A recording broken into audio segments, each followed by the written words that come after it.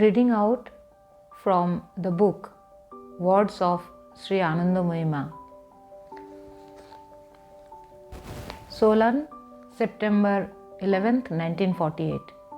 A government official and his wife had come for Mataji's darshan. They were meeting her for the first time.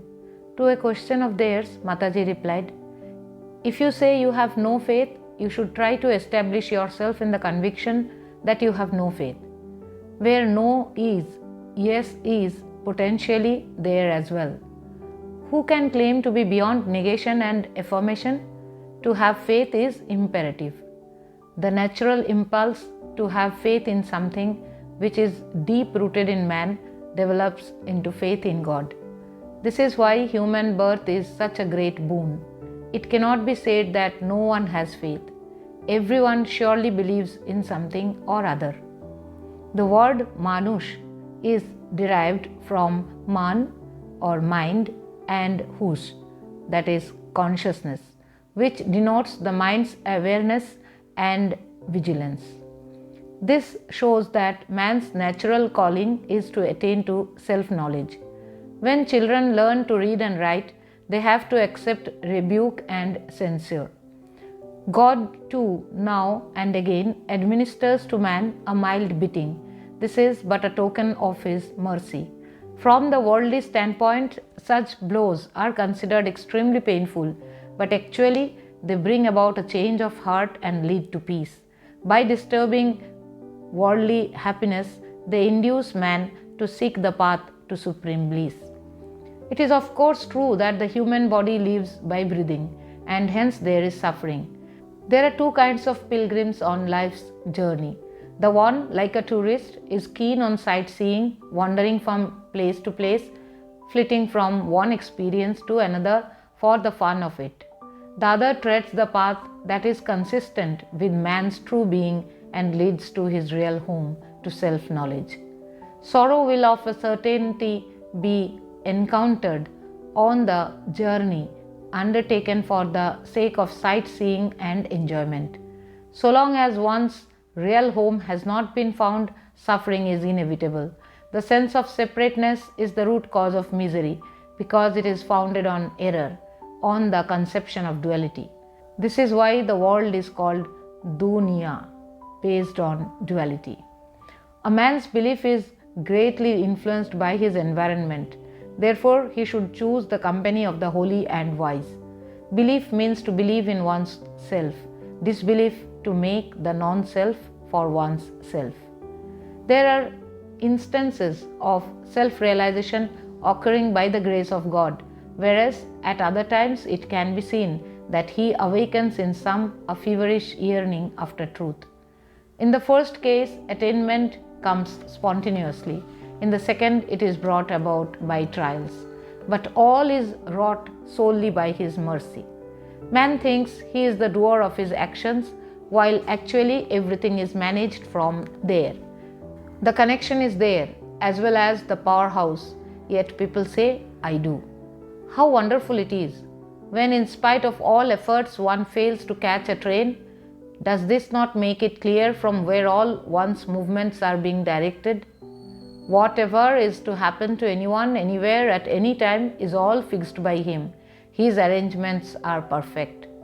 An eternal relationship exists between God and man, but in his play it is sometimes there and sometimes severed, or rather appears to be severed.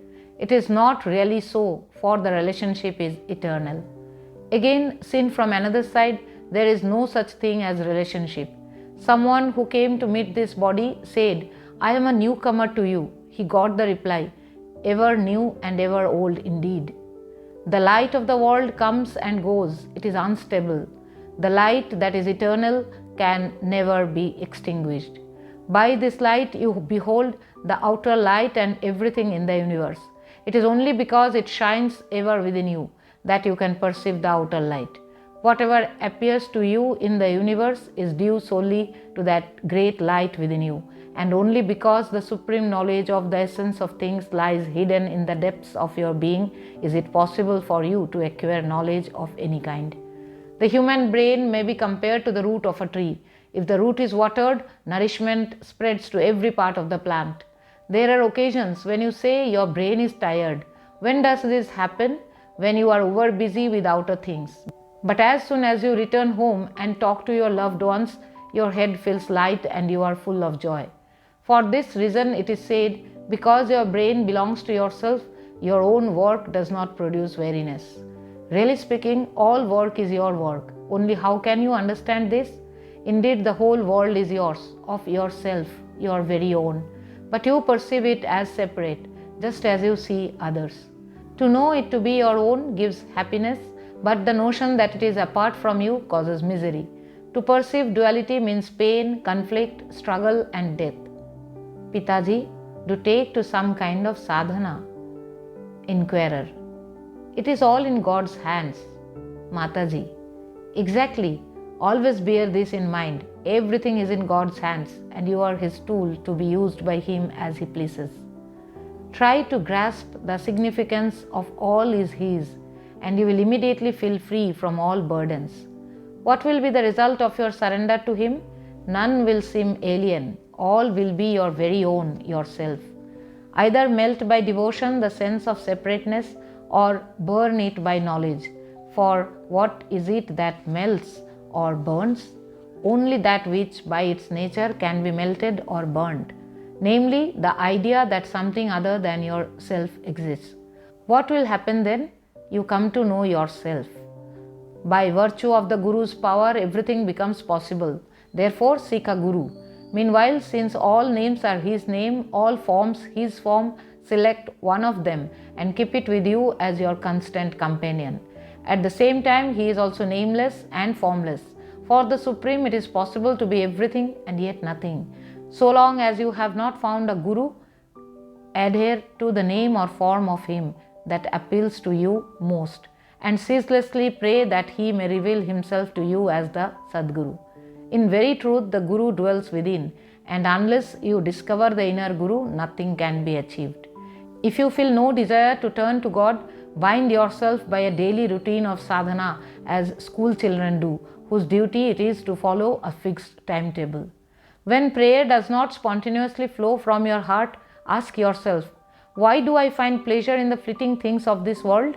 If you crave for some outer thing or feel specially attracted to a person, you should pause and say to yourself, look out, you are being fascinated by the glamour of this.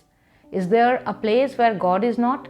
Family life, which is the ashrama of the householder, can also take you in his direction, provided it is accepted as an ashrama. Lived in this spirit, it helps man to progress towards self-realization. Nevertheless, if you hanker after anything such as name, fame or position, God will bestow it on you, but He will not feel satisfied. The kingdom of God is a whole, and unless you are admitted to the whole of it, you cannot remain content. He grants you just a little only to keep your discontent alive, for without discontent there can be no progress. You, a scion of the immortal, can never become reconciled to the realm of death, neither does God allow you to remain in it. He Himself kindles the sense of want in you by granting you a small thing, only to whet your appetite for a greater one. This is His method by which He urges you on. The traveler on this path finds it difficult and feels troubled. But one who has eyes to see can clearly perceive that the pilgrim is advancing. The distress that is experienced burns to ashes all pleasure derived from worldly things. This is what is called tapasya. What obstructs one on the spiritual path bears within itself seeds of future suffering.